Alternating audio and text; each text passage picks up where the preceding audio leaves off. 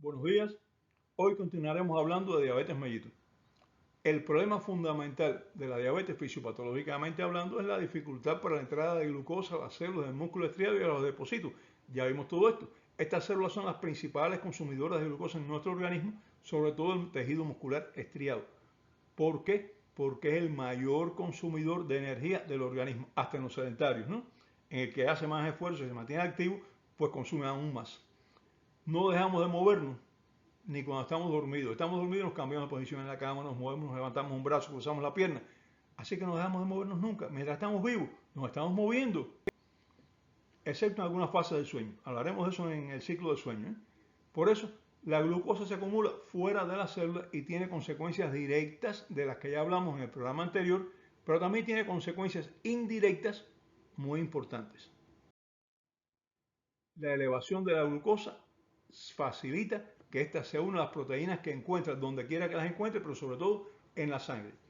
Esta unión se debe a que muchos azúcares, la glucosa entre ellos tiene carácter reductor, o sea, químicamente se combina espontáneamente con grupos aminoterminales de las proteínas.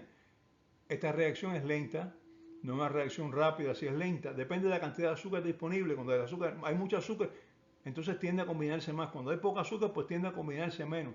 Y depende de la concentración de azúcar en un momento determinado. A lo mejor usted hace una glicemia en ayunas y siempre está normal, pero tiene un pico glicémico, que ya hablamos de ello después de las comidas, una hora después de las comidas, y esto puede también aumentar mucho la concentración de azúcar en un momento determinado.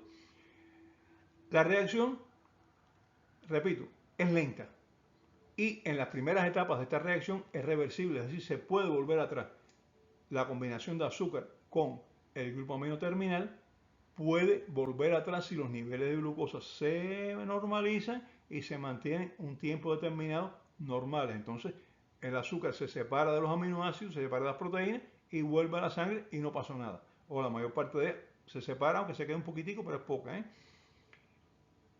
Ahora, esto es importante conocerlo, pero es importante también conocer que esto tiene un tiempo. Pasado este tiempo, sin que se recuperen los niveles de glucosa a la normalidad, la proteína queda unida definitivamente al azúcar por un proceso ahora irreversible, ya no tiene marcha atrás, y que recibe el nombre de glicación. Repito, glicación, no glicosilación, como algunos erróneamente lo llaman, incluso médicos, incluso los exámenes de laboratorio. Hemoglobina glicosilada, no señores, hemoglobina glicada. ¿En qué consiste la diferencia? Vamos a hablar de eso. En que la glicación es un proceso químico espontáneo que ocurre espontáneamente en la sangre. En él no interviene enzima de ningún tipo. Es un azúcar reducido, perdón, reductor, un azúcar reductor y un grupo amino terminal de una proteína. ¿Qué cosa es un grupo amino terminal? Los grupos amino terminal es parte del aminoácido. El aminoácido tiene una molécula ácida y una molécula o un grupo terminal amino. El grupo terminal amino tiene un nitrógeno que está unido al carbohidrato del resto del aminoácido, al carbohidrato de la parte ácida esta. Y entonces este grupo amino tiene dos hidrógenos y él puede combinarse con algunas otras situaciones, porque normalmente tiene 4 valencias, entonces puede combinarse con algo más, y este algo más es el azúcar cuando está aumentado en sangre. Los aminoácidos, todos los aminoácidos tienen grupos amino, y las proteínas están formadas por aminoácidos. Desde luego, no son solo las proteínas las que tienen grupo amino. La glicación es una reacción entre un azúcar reductor y un grupo amino terminal de una proteína. Lo repito, para que quede bien claro. Y este grupo terminal está compuesto por nitrógeno e hidrógeno, repito, y tiene la capacidad de unirse con agentes que son reductores, entre ellos los azúcares. Este grupo amino es capaz de reaccionar espontáneamente con el azúcar y unirse a ella. Cuando esta unión es causada por una enzima, no es espontánea, hay una enzima que cataliza esta reacción y hace que un azúcar se una con un grupo amino, ya es una glicación. Eso no es espontáneo, no es glicación, es glicosilación. De ahí el error. Glicosilación es la unión por medio de una reacción química mediada por enzimas de un grupo amino con un azúcar reductora. La glicación es la unión de un grupo amino con una azúcar reductora sin que exista un proceso químico mediado por una enzima. Es espontáneo y depende de los niveles de azúcar, no depende de otro factor. La glicosilación es un proceso químico donde intervienen enzimas y por él se forman productos que son componentes importantes de la célula, los glucanos. ¿Recuerdan el peptidoglucano de las bacterias? Bueno, pues también las células nuestras tienen glucano, lo que no son aquel peptidoglucano que teníamos en las bacterias, es otro diferente, tenemos otros diferentes.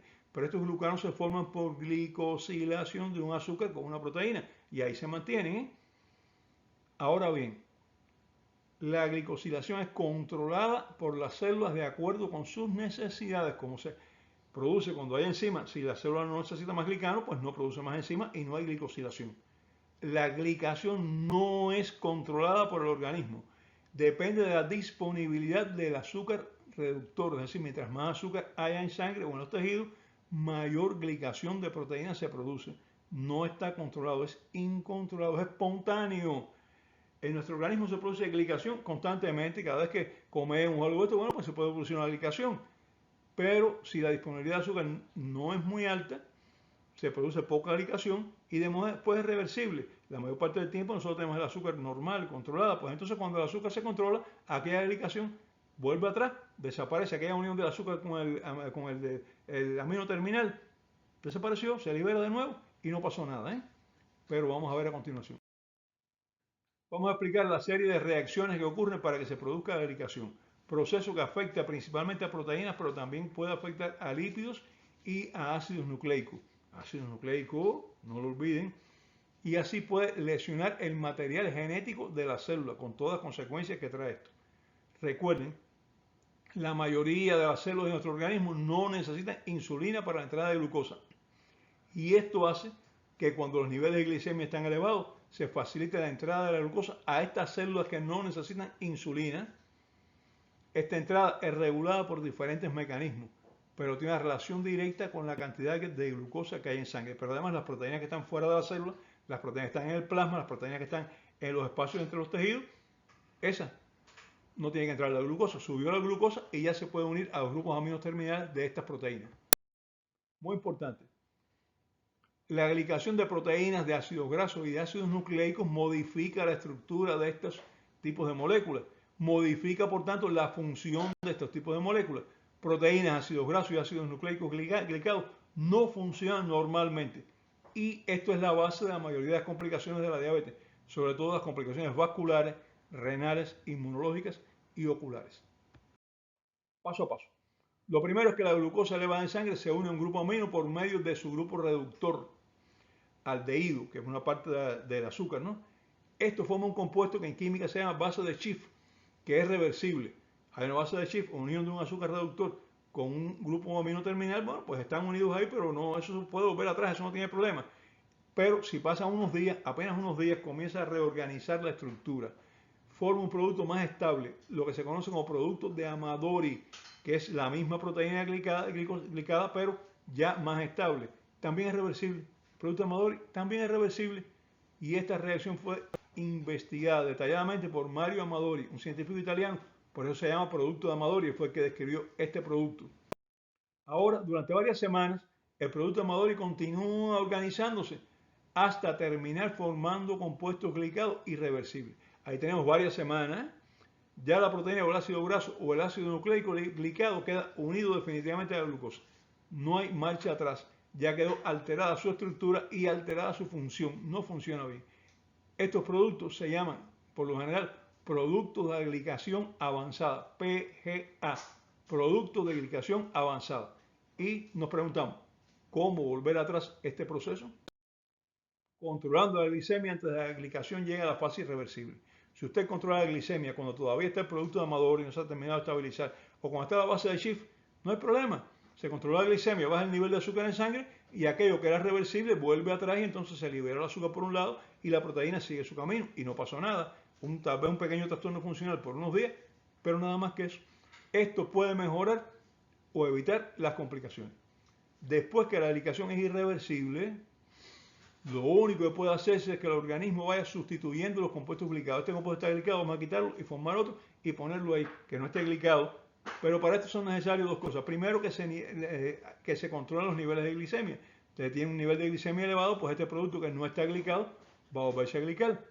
Y segundo, que los órganos no hayan sufrido un daño irreversible. Si el daño del órgano está establecido, aunque controla los niveles de glicemia, no controla el daño que se ha producido en el órgano. Así todo, hay proteínas de vida media larga que demoran en ser sustituidas mucho tiempo y por tanto la lesión no puede recuperarse después de la glicación irreversible. Hay proteínas que no pueden, después que están glicadas irreversiblemente, cambiarse por otras porque ya tienen una vida media larga, están hechas ahí para mantenerse durante mucho tiempo. Entre ellas están las proteínas del cristalino, la parte esta transparente que está en la parte anterior del ojo. Una vez establecida una catarata diabética, no se recupera. La única recuperación es quitar el cristalino y sustituirlo por un cristalino que sea artificial. No hay otra opción. Y entonces, por tanto, la catarata diabética no mejora cuando usted controla los niveles de glicemia porque las proteínas del cristalino tienen una vida media muy larga y el organismo no consigue cambiarlas, no consigue poner proteínas que no estén glicadas, sino que tiene que mantener las proteínas glicadas por reacciones normales fisiológicas.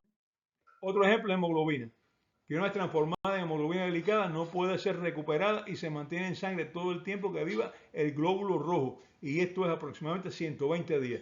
Si se glica la mayor parte de las proteínas de hemoglobina, la mayor parte de hemoglobina, esa hemoglobina que está glicada se va a mantener no menos de 120 días en sangre. ¿Qué consecuencias trae la formación de productos de glicación avanzada? Comencemos con la hemoglobina. La hemoglobina glicada se mide en laboratorio y se denomina HbA1c. Esa es la hemoglobina glicada.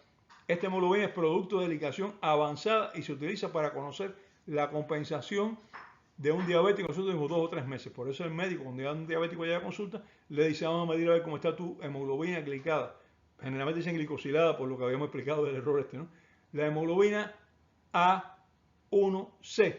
Y entonces le manda este examen. Y entonces cuando llegue el examen, a ver cómo está el valor. Cómo está el valor, bueno, pues el valor que tiene nos va a decir cuál es el grado de compensación de este paciente. Y ese valor, ya trataremos de esto en el próximo programa, que la respuesta a la pregunta será qué consecuencias trae la formación de productos de glicación avanzada. Hasta el próximo programa. Chao, nos vemos.